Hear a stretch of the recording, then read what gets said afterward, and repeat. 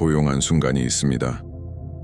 거의 알아차리지 못할 만큼 미묘한 순간, 그때 당신은 깨닫습니다. 자신이 지쳐 있다는 것을. 세상에 지친 게 아니라 결코 이해받고 싶어 하지 않았던 사람들을 끝없이 해석하려 애쓰는 것에 지친 것입니다. 당신도 이런 적 있나요?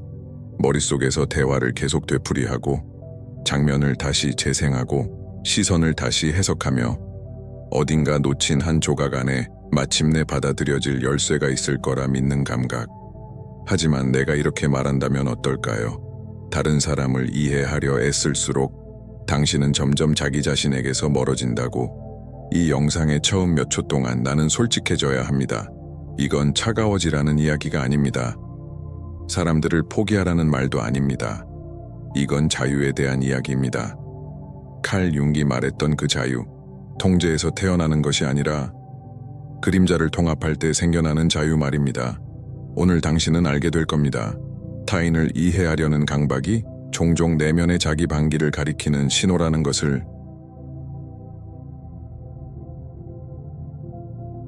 그리고 그 집착을 내려놓는 날이 당신 안에 무언가가 마침내 숨을 쉬기 시작하는 날이라는 것을 아마 당신은 아주 이른 시기부터 배웠을지도 모릅니다.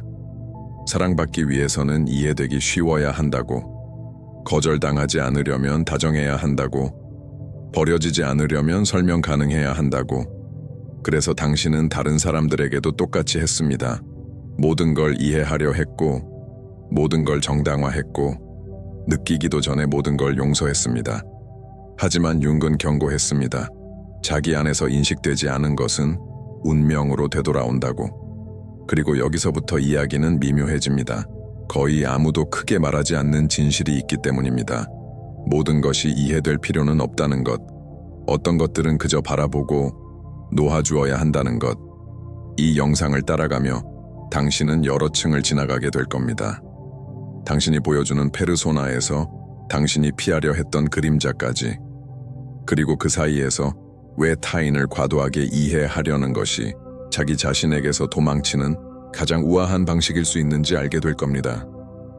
숨을 쉬세요. 이건 공격이 아닙니다. 초대입니다. 왜냐하면 결국 당신은 세상을 이해하고 싶은 게 아닙니다. 그 안에서 더 이상 자신을 잃고 싶지 않을 뿐입니다. 끝까지 함께한다면 사람들을 더 잘 이해하게 되지는 않을 겁니다. 대신 왜 그것이 처음부터 길이 아니었는지 이해하게 될 겁니다.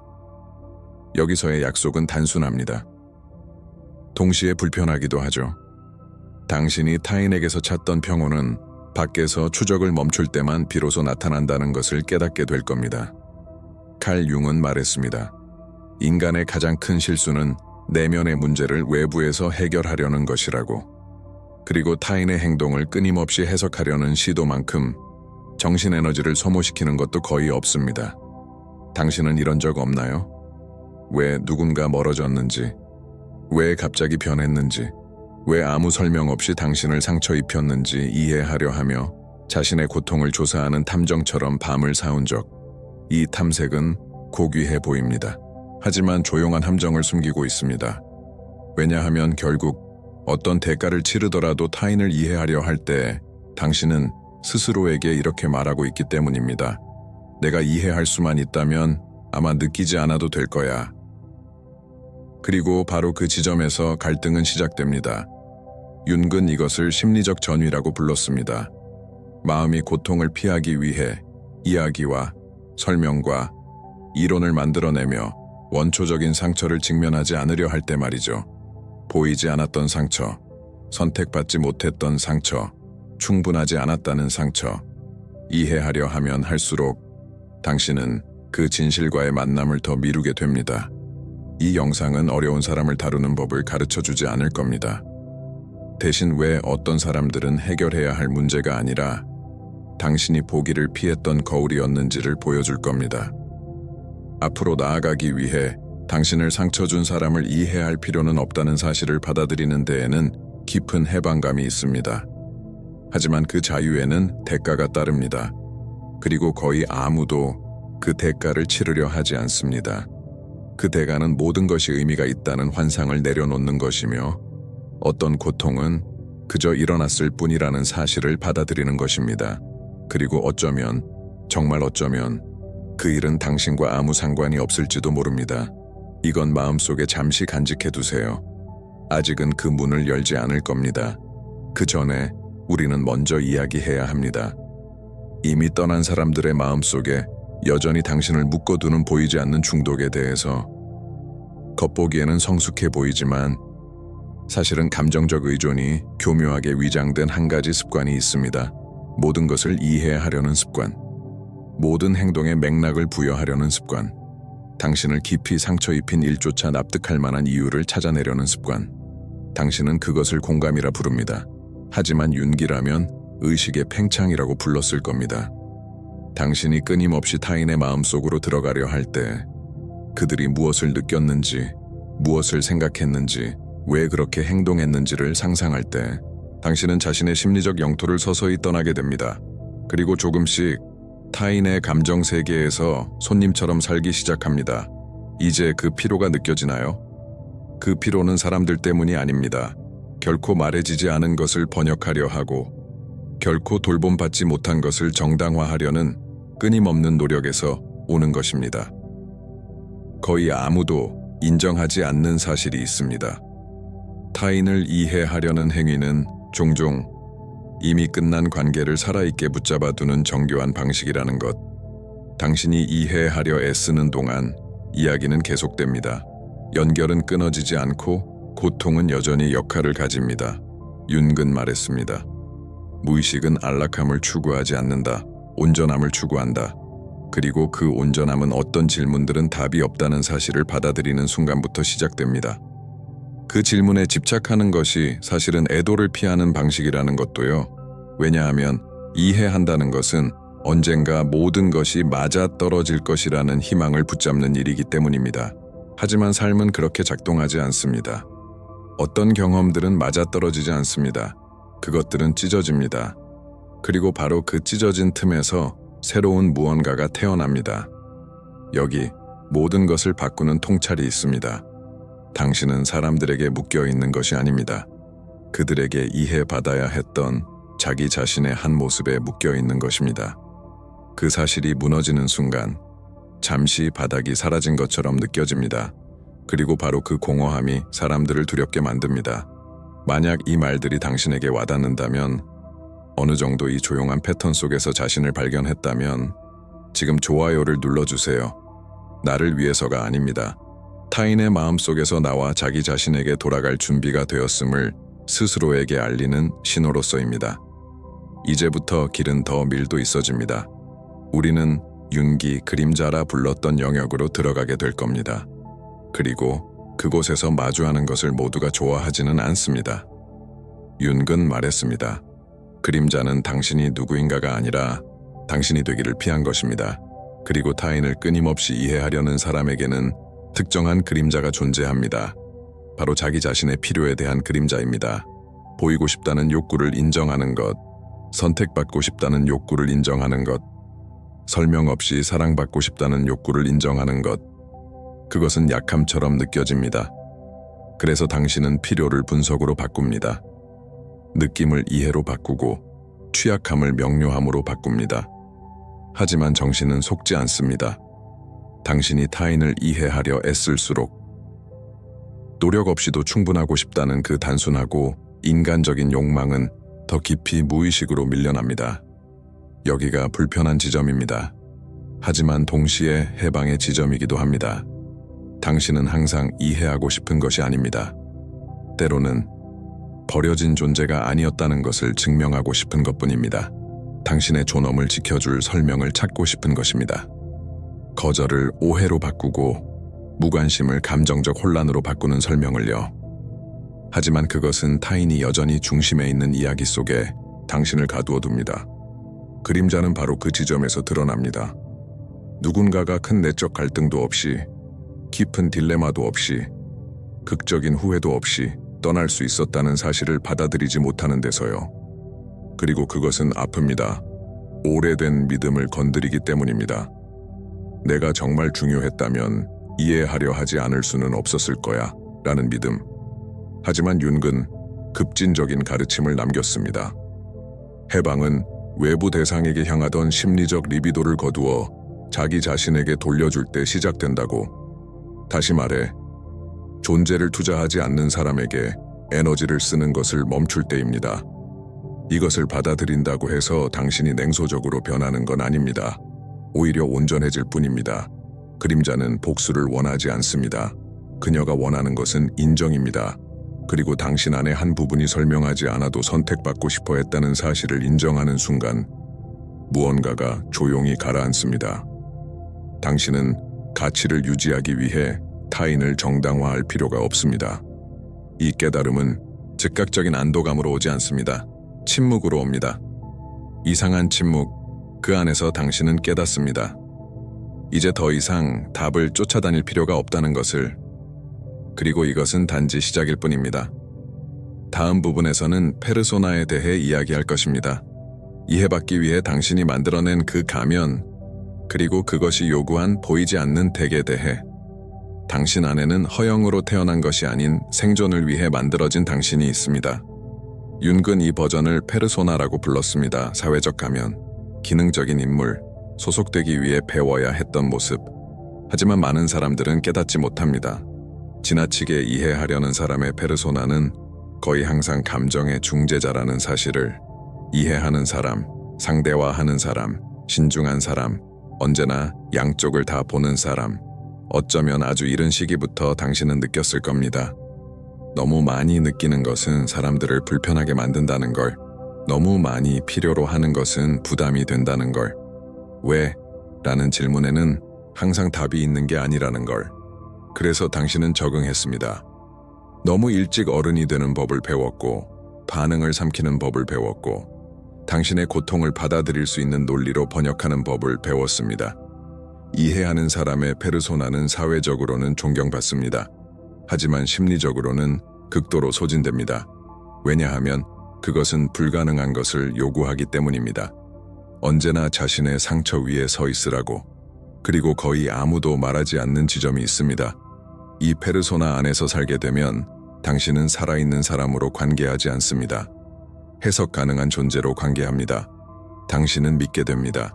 의미가 있을 때만, 이해하기 쉬울 때만, 갈등을 만들지 않을 때만 곁에 남겨질 거라고. 그렇게 무의식적으로 설명할 수 없는 것을 설명하고, 견딜 수 없는 것을 완화하고, 당신 안을 무너뜨리는 것을 정상화하기 시작합니다. 윤근 경고했습니다. 페르소나가 자아와 혼동되는 순간 그것은 우아한 감옥이 된다고. 당신은 의식적이라고 생각하지만 실은 분리되어 있습니다. 누구도 항상 감정의 다리로 살도록 만들어지지 않았기 때문입니다. 항상 이해하는 데에는 조용한 대가가 있습니다. 아무도 당신에게 괜찮은지 묻지 않는다는 것. 당신은 안전한 공간이 되지만 결코 목적지가 되지는 않습니다. 그리고 이로 인해 잔인한 역설이 생깁니다. 당신이 타인을 더 잘 이해할수록 그들은 당신을 이해할 필요를 덜 느낍니다. 이해하는 사람의 페르소나는 위로받고 싶은 사람들을 끌어들이지만 머무를 준비가 된 사람들은 멀어지게 만듭니다. 어쩌면 이것이 가장 삼키기 힘든 진실일지도 모릅니다. 어떤 사람들은 당신 그 자체가 아니라 당신이 제공하는 감정의 공간 때문에 당신에게 다가온다는 것. 이 가면을 벗기 시작하면 설명을 멈추고 정당화를 멈추고 느끼기도 전에 이해하려는 것을 멈추면 이상한 일이 일어납니다. 어떤 사람들은 떠나갑니다. 그리고 그것은 아픕니다. 오래된 두려움을 확인시켜주기 때문입니다. 하지만 동시에 해방적인 진실도 드러냅니다. 그들은 당신의 온전한 모습을 위해 머물렀던 것이 아니었다는 것. 윤근 말했습니다. 개성화의 과정은 페르소나가 부서질 때 시작된다고. 폭발하지 않습니다. 금이 갈 뿐입니다. 아주 미묘하게. 당신은 말을 줄이고 설명을 줄이고 모든 것이 해결되지 않아도 존재할 수 있다는 것을 허락하기 시작합니다. 당신은 깨닫습니다. 존재를 주지 않는 사람에게 감정적 명확함을 빚지고 있지 않다는 것을. 그리고 조금씩 밖으로 흘러가던 에너지가 되돌아옵니다. 이 부분이 당신 안에 무언가를 건드리고 있다면 너무 오랫동안 이해하기 쉬운 사람으로 살아왔다고 느낀다면 지금 구독하세요. 습관적인 행동으로가 아니라 상징으로서 이 길을 끝까지 걸어갈 의지가 있다는 표시로 몇 개의 가면을 뒤에 두고 가야 하더라도 다음 부분에서는 가장 섬세한 지점으로 들어갑니다. 이해하려는 것을 멈출 때 등장하는 공허에 대한 두려움입니다. 자유는 안도감이 되기 전에 현기증이기 때문입니다. 아주 특정한 순간이 있습니다. 거의 느껴지지 않는 순간, 당신이 이해하려는 시도를 멈추는 순간, 극적인 결단도 아니고 갑작스러운 단절도 아닙니다. 오래된 피로가 마침내 이기는 것에 가깝습니다. 당신은 그저 설명을 쫓지 않게 됩니다. 그리고 바로 그때 공허가 나타납니다. 융근 말했습니다. 인간이 공허를 두려워하는 이유는 공허가 비옥하기 때문이라고. 공허는 부재가 아닙니다. 정리되지 않은 가능성입니다. 당신이 타인을 이해하려 애쓰는 동안 당신의 정신은 늘 가득 차 있었습니다. 이야기로, 가설로, 움직임으로. 그것이 멈추는 순간 침묵이 두려워집니다. 타인이 중심에서 사라지면 수년간 미뤄왔던 질문 하나가 떠오릅니다. 아무도 분석하지 않을 때 나는 무엇을 느끼는가? 이 공허는 우울이 아닙니다. 무기력도 아닙니다. 심리적 감압입니다. 하지만 처음에는 정체성을 잃은 것처럼 느껴집니다.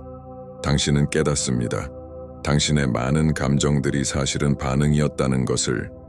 당신의 에너지 상당 부분이 응답하고 해석하고 조정하는 데 쓰이고 있었다는 것을. 그 모든 것이 사라지면 당신은 누구입니까? 윤기라면 이 순간을 형태없는 상태의 자아, 가공되지 않은 셀프와의 만남이라 불렀을 겁니다. 아직 형식도 없고 아직 이야기도 없는 상태. 그래서 아픕니다. 당신은 배워왔기 때문입니다. 관계 속에서 존재하는 법을, 미치는 영향으로 자신을 정의하는 법을, 타인이 당신을 어떻게 읽는지로 자신을 규정하는 법을.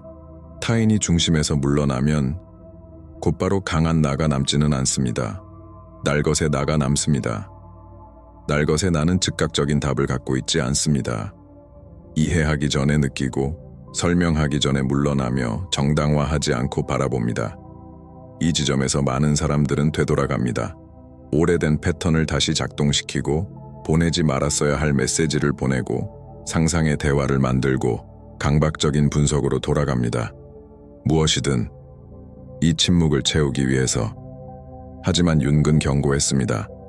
공허를 피하는 사람은 개성화의 과정을 피하는 것과 같다고. 왜냐하면 이 비워진 공간에서 무언가가 안에서 밖으로 조직되기 시작하기 때문입니다. 당신은 서서히 깨닫습니다. 타인을 이해하지 않아도 무언가가 나에게 좋은지 알 수 있다는 것을. 설명이 없어도 경계를 인식할 수 있다는 것을. 의도를 해독하지 않아도 불편함을 존중할 수 있다는 것을. 이것이 진짜 감정적 성숙입니다.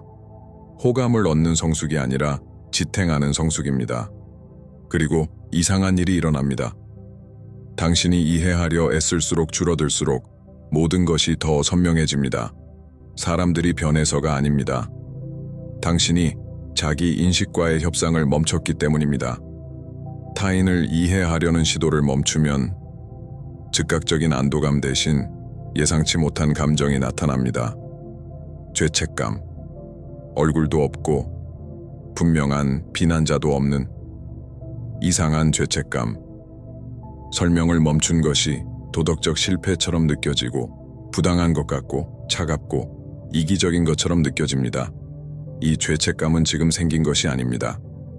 이미 존재하던 것이 형태만 바뀌었을 뿐입니다. 윤근 말했습니다. 죄책감은 종종 진정으로 선택한 적 없는 내면화된 가치의 증상이라고. 당신은 배웠습니다. 이르거나 혹은 너무 늦게 이해받아야만 머무름을 받을 수 있다는 것을. 감정을 설명해야만 경계를 정당화할 수 있다는 것을. 타인을 이해해야만 떠날 권리가 생긴다는 것을. 당신이 그것을 끊어낼 때 내부 시스템은 반응합니다. 정신은 묻습니다. 네가 뭔데 굳이 이해하려 하지 않겠다는 거야? 이 목소리는 양심이 아닙니다. 조건화입니다. 사랑이 적응을 의미했던 오래된 관계들에서 태어났고 침묵이 벌이었고 이해받지 못함이 상실로 이어졌던 기억에서 비롯된 것입니다. 그래서 당신은 질문받기 전에 설명했고, 다치기 전에 이해했고, 느낀 것에 대해 사과하는 법을 배웠습니다. 이것을 멈추는 일은 금기를 깨는 것처럼 느껴집니다. 하지만 윤근 가르쳤습니다. 모든 개성화에는 필연적인 죄책감의 시기가 있다고. 오래된 정체성을 유지하던 기대에 더 이상 부응하지 않을 때 느끼는 그 불편함. 당신은 더 나쁜 사람이 되는 것이 아닙니다. 더 이상 쉽게 빚어지는 사람이기를 멈추는 것뿐입니다. 그리고 그것은 당신의 유연함으로 이익을 얻던 사람들의 균형을 위협합니다. 그래서 죄책감이 나타납니다. 당신이 틀렸기 때문이 아니라 축이 바뀌었기 때문입니다. 죄책감은 신호입니다. 외부의 조화를 유지하기 위해 스스로를 버리는 일을 멈췄다는 신호. 그리고 여기 가혹하지만 해방적인 진실이 있습니다. 끊임없는 설명을 요구하는 사람은 이해를 원하는 것이 아닙니다. 감정적 통제를 원합니다. 이 생각을 받아들이는 순간 죄책감은 서서히 힘을 잃기 시작합니다. 당장 사라지지는 않지만 더 이상 지휘하지는 않습니다. 당신은 그것을 듣는 법은 배우지만 따르지는 않습니다. 그리고 이 새로운 침묵 속에서 무언가가 다시 정렬되기 시작합니다. 밖이 아니라 안에서. 다음은 가장 미묘한 지점입니다.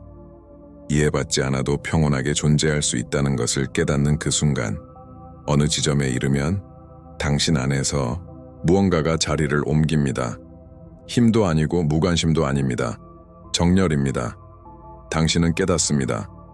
설명하는 것은 피곤하지만 정당화하는 것은 영혼을 고갈시킨다는 것을. 이해받는다는 건 항상 연결해진 것처럼 보였습니다. 하지만 시간이 지나며 당신은 알아차리기 시작합니다. 많은 사람들은 당신을 이해하고도 떠난다는 것을. 반대로 아무것도 이해하지 못하면서도 곁에 남는 사람들도 있습니다. 이 깨달음은 오래된 믿음을 무너뜨립니다. 윤근 말했습니다. 진짜 유대는 지적 명확성에서 태어나는 것이 아니라 심리적 공명에서 태어난다고. 당신의 이야기와 이유와 상처를 모두 이해하지 못해도 당신을 느끼는 사람들이 있습니다. 반대로 모든 것을 이해하면서도 당신의 존재를 견디지 못하는 사람들도 있습니다. 이 사실이 와닿는 순간 당신은 설명 가능한 사람이 되기 위해 에너지를 쓰는 것을 멈춥니다. 그리고 본질적인 한 가지를 이해합니다. 당신에게 끊임없이 설명을 요구하는 사람은 당신에게 다가가려는 것이 아니라 자신의 세계관 안에 들어맞는 크기로 당신을 줄이려는 것이라는 사실을. 하지만 당신은 그 안에 들어가지 않습니다. 온전한 사람은 그 어떤 틀에도 완전히 들어갈 수 없습니다. 집요하게 이해받고 싶어 하는 욕망은 결국 거절당하지 않으려는 욕망입니다. 하지만 거절은 설명의 부족이 아니라 만남의 부재입니다. 이것을 받아들이는 순간 묘한 평온이 찾아옵니다. 당신은 말을 줄이기 시작합니다. 두려워서가 아니라 신뢰해서입니다. 필요한 사람은 이해하지 않아도 느낄 것이라는 신뢰. 느끼지 못하는 사람은 손실이 아닙니다. 정리입니다. 윤기라면 이 과정을 투사의 철회라고 불렀을 겁니다. 당신은 더 이상 자신의 내적 경험을 검증하는 역할을 타인에게 맡기지 않습니다. 당신의 고통은 이해받지 않아도 정당합니다. 당신의 경계는 수용되지 않아도 필요합니다. 당신의 침묵은 해석되지 않아도 존중받을 가치가 있습니다. 이 순간 당신은 자기 자신과의 협상을 멈춥니다. 그리고 그렇게 되면 삶은 단순해집니다. 쉬워지지는 않지만 더 정직해집니다. 들어오는 사람은 줄어들지만 들어오는 사람은 온전히 들어옵니다. 당신도 마찬가지입니다. 아직 한 단계가 남아 있습니다.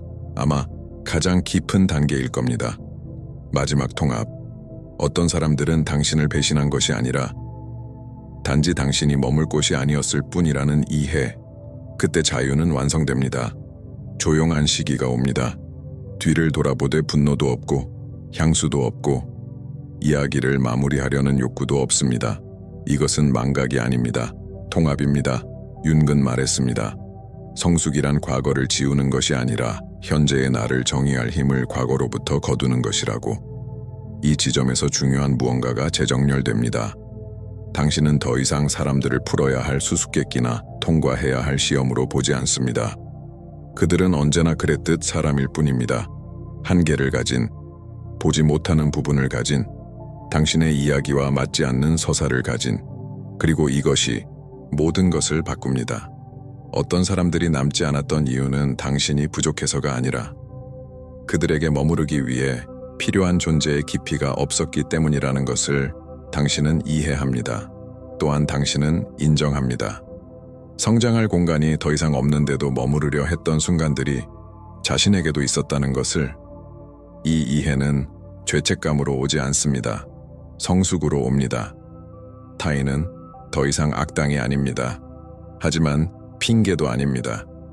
당신은 이제 누군가가 왜 그랬는지를 이해하지 않아도 앞으로 나아갈 수 있습니다. 질문이 바뀝니다. 왜 이런 일이 나에게 일어났을까? 에서 이 일이 내 안에서 무엇을 깨웠을까? 로 이 이동은 결정적입니다. 답이 타인에게 있을 때 당신은 연결된 채로 남습니다. 답이 내면으로 돌아오는 순간 연결은 자연스럽게 풀립니다. 윤근 이것을 탈동일시라고 불렀을 겁니다.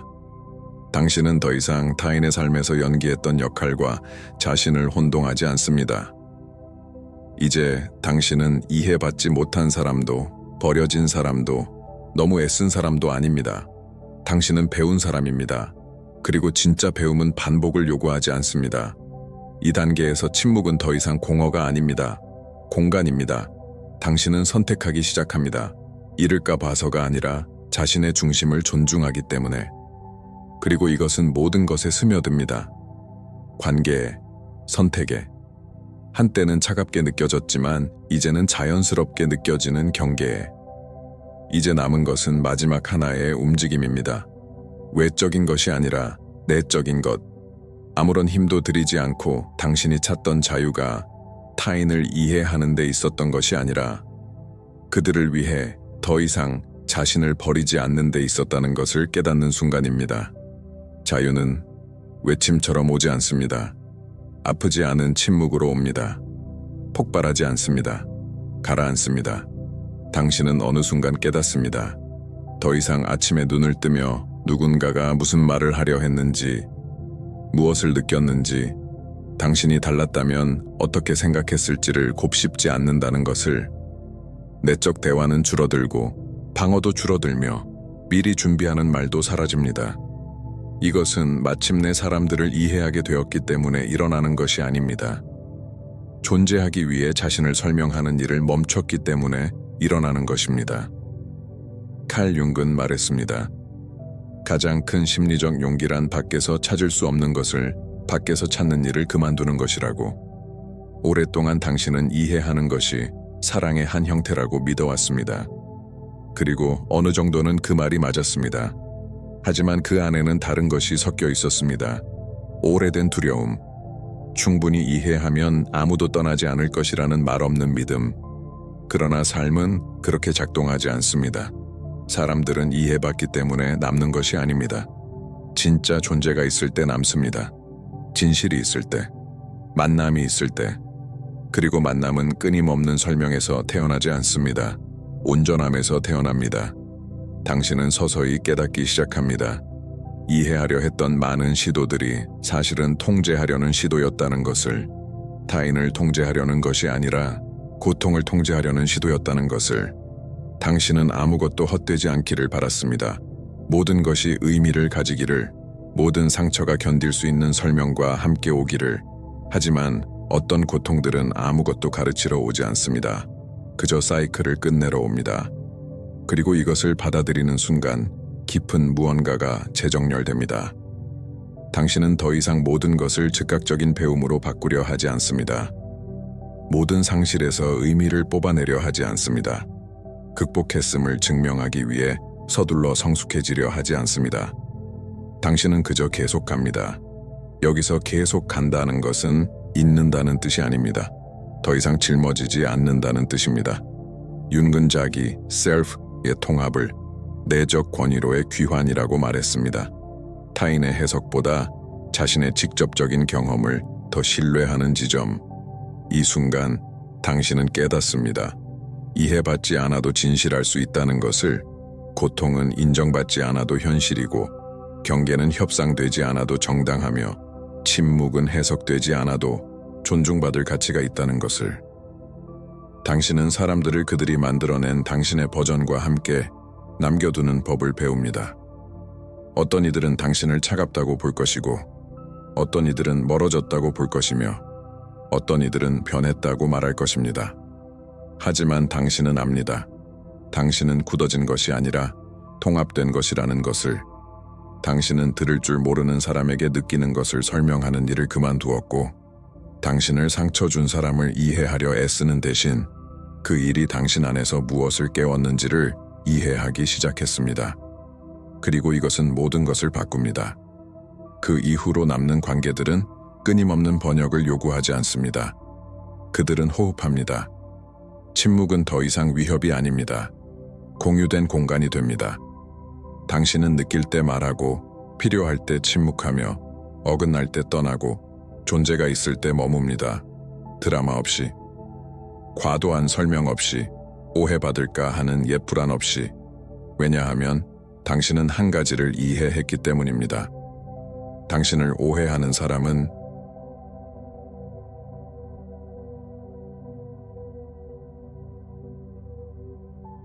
당신과 대화하는 것이 아니라 자신의 투사와 대화하고 있다는 것을. 그리고 당신은 그것을 바로잡을 필요가 없습니다. 윤기 말한 자유는 무엇이든 할 수 있는 자유가 아니었습니다. 자신을 배신하지 않을 자유였습니다. 연약한 관계를 유지하기 위해 자기 인식을 포기하지 않는 자유. 표면만 이해하는 사람에게 자신의 영혼을 설명하지 않는 자유. 당신은 자유로워집니다. 모두에게 이해받지 못할 것임을 받아들이는 날, 그리고 그만 애쓰는 날에. 온전함이 수용보다 중요하다는 것을 깨닫는 날에, 그리고 마침내 이해하는 날에. 어떤 사람들이 당신의 삶에서 떠난 것은 당신이 실패해서가 아니라 당신이 맡고 있던 역할이 더 이상 지속 가능하지 않았기 때문이라는 것을. 그리고 마침내 어떤 예고도 없이, 관객도 없이, 아무것도 증명할 필요 없이 당신은 자기 자신에게 돌아옵니다. 승리한 사람처럼이 아니라 되돌아온 사람처럼. 그리고 아주 오랜만에 그것만으로 충분하다는 것을 느낍니다. 그럴 가치가 있었습니다. 마무리하기 전에 당신에게 감사를 전하고 싶습니다. 여기까지 함께한 이유는 단순한 호기심 때문이 아니었을 겁니다. 당신 안에 무언가가 이 말을 들을 준비가 되어 있었기 때문입니다. 이런 사유는 빠른 소비를 위한 콘텐츠가 아닙니다. 만남입니다. 그리고 만남에는 존재가 필요합니다. 그래서 당신의 시간, 당신의 침묵, 당신의 주의에 감사합니다. 이 영상이 당신을 건드렸다면, 어느 순간 자신을 발견했다면, 이 내면의 층위에서 혼자가 아니라는 느낌이 들었다면 채널 구독을 고려해주세요. 자동적인 행동이 아니라 소속의 표시로서요. 이곳의 콘텐츠는 모두를 만족시키기 위해 만들어지지 않습니다. 안으로 들여다볼 용의가 있는 사람들을 위해 존재합니다. 구독은 이런 사유가 계속 이어지고 필요한 사람들에게 닿을 수 있도록 돕습니다. 함께 해주셔서 감사합니다. 다음 깊은 만남에서 다시 뵙겠습니다.